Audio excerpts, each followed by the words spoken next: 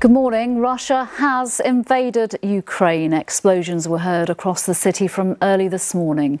There are huge queues as people try to leave the capital, Kiev, with shelling also reported in Kharkiv, Dnipro and Mariupol. This is the scene in Kiev right now, where the streets are largely empty as people try to flee. World leaders in America, the EU and the UK have condemned Putin's actions, saying tougher sanctions will follow. But the Russian President warned any attempt to interfere would lead to immediate consequences you have never seen. Geraint Vincent has the latest.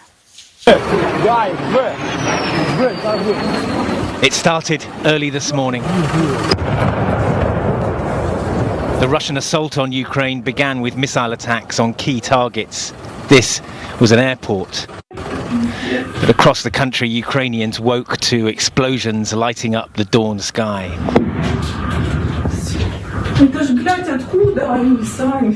They came with an ominous message from Russia's president. Whoever would try and stop us and further create threats to our country, said Vladimir Putin, should know that Russia's response will be immediate and lead you to such consequences that you have never faced in your history. He warned Ukrainians not to resist and to lay down their arms as columns of Russian armoured vehicles rolled across Ukraine's borders in the south, north and east.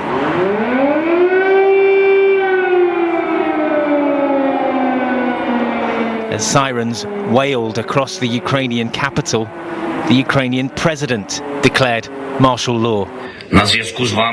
Volodymyr Zelensky urged his people not to panic. We are strong, he told them. We are ready for anything and we will defeat everyone because we are Ukraine.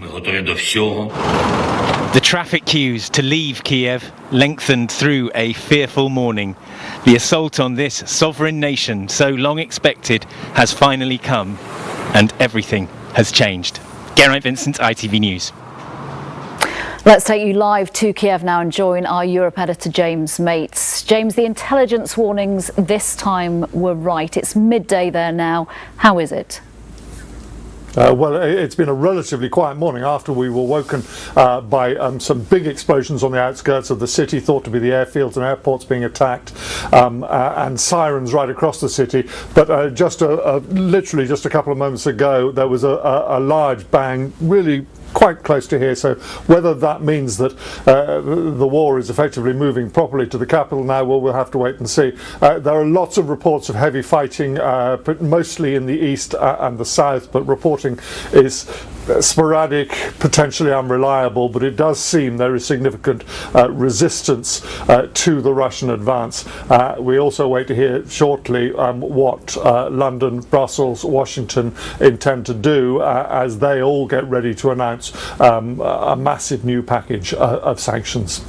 James Mates for now. Thank you very much. Our deputy political editor Anushka Asthana is at Downing Street, where an emergency Cobra meeting has been taking place this morning. We are expecting the Prime Minister to address the nation. I'm told that Boris Johnson is in a room on his own right now writing that speech in which he is going to call this invasion a catastrophe for the continent. As you say, it came after that Cobra meeting with his Foreign Secretary, Defence Secretary and others, where they talked about ramping up sanctions. That will be discussed with the G7 leaders this afternoon in a remote meeting.